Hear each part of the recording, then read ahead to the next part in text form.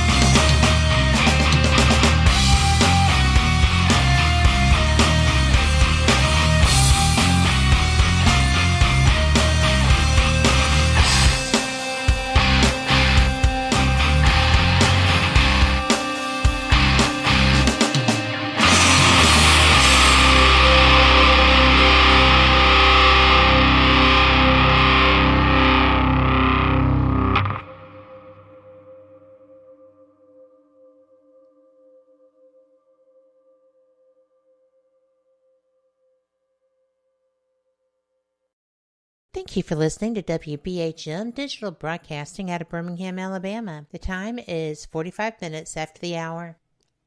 Welcome back to Paranormal Experience with my guest, Frank Lee. And Frank, I am having the best time. This is just great information and pretty fascinating, actually. Yeah, it really is when you start looking at how the mind works and how the world works. It's one of those things that you can't help but be awestruck. And it's kind of funny. I was reading a study. Imagine that on a neuroscience journal. Yeah, I know that.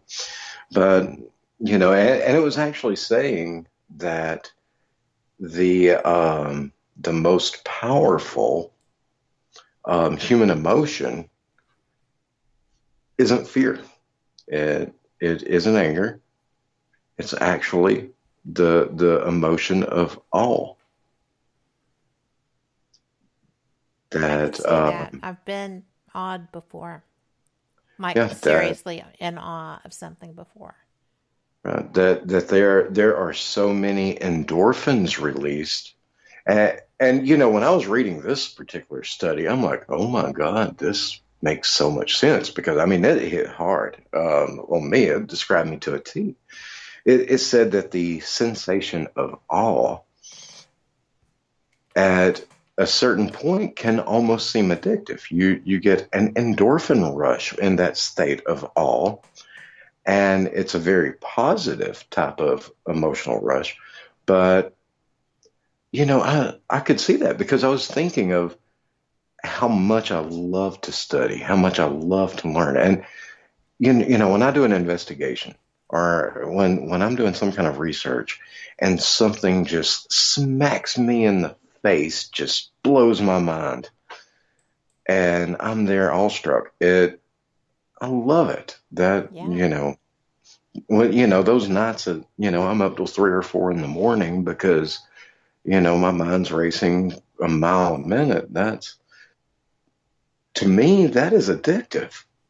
It is. That's like my drug. Well, if you're going to do one, it's the best one I can think of. Right. I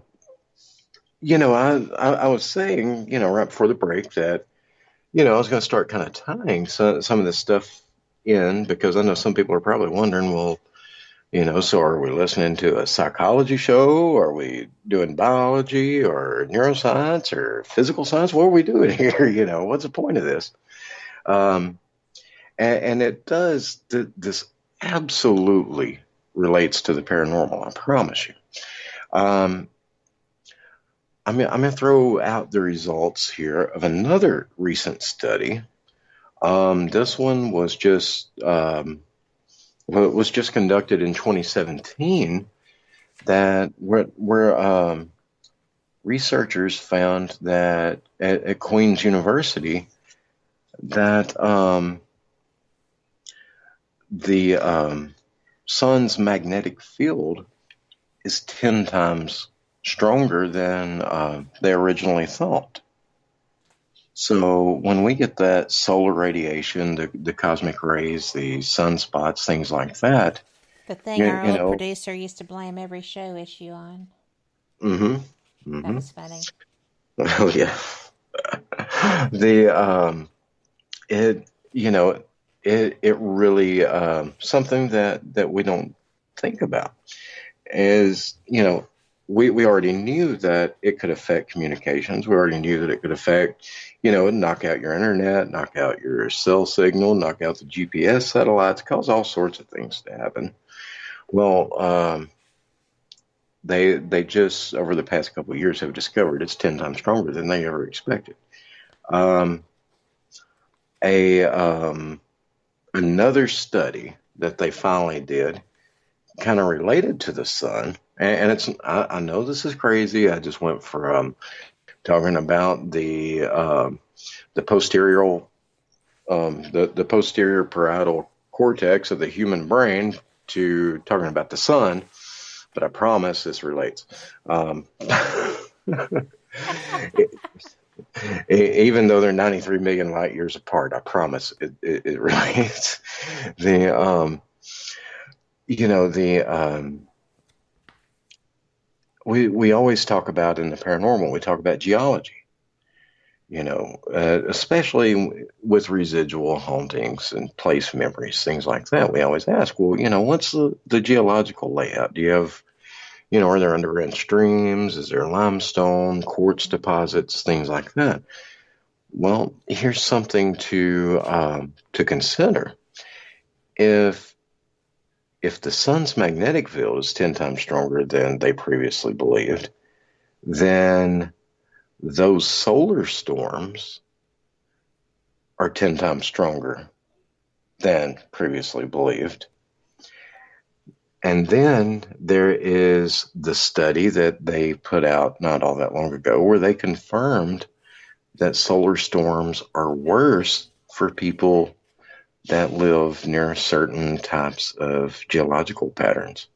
In other words, if you live somewhere where there's a lot of quartz or a lot of granite or a lot of material in the ground that is more reactive to that radiation, then you're going to feel those effects. So on top of it being 10 times worse than they already had documented it, they just said, hey, you're going to it's going to be more than 10 times for you. So think of every case you've ever been on where the geology seemed to be a factor in the activity that they were experiencing. Well, now science is just putting it out there that, yeah, this is a thing. This is something that's really happening. Now, this before I go any further, here's something I want to throw out there. The reason most scientists were skeptical about magnetoreception or about the ability in humans to detect the Earth's magnetic field, aside from them not being able, until the technology caught up, to measure the unconscious response, they used to think that amount of force is so minute that there's no way a human could even detect it. Exactly. And honestly, we shouldn't be able to. Um, in terms of size and the amplitude of the frequency, we shouldn't be able to detect it enough to react to it. So what that means is somehow our bodies, and this is still in the lab being studied. So, I can't tell you how. Um, the scientists can't tell you how. Then, hopefully they'll have an answer so I'll know it soon. Because I'm watching. You better believe it. I can't afford a lab of my own, so I had to live vicariously through them. Well, that's okay. Um, Caltech's a good place to live vicariously through. right. That well, and MIT too. They got some cool toys, They do have but cool toys. that but the with what this means is somehow the amount of force that the Earth's magnetic field puts off is significantly less than the signal our brain sends through our body to fire off a neuron or to fire off a nerve synapse.